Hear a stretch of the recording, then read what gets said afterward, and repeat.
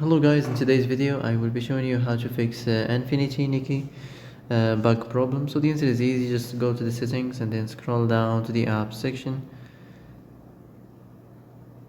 and then go to the search and search Infinity Nikki and then go to the storage and here you will find this clear cache option. Click on it.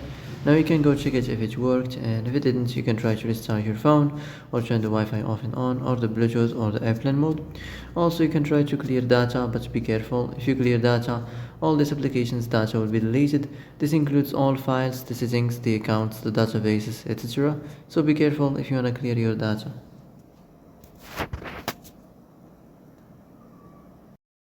And that's it for today's video. I hope this is the answer you've been looking for.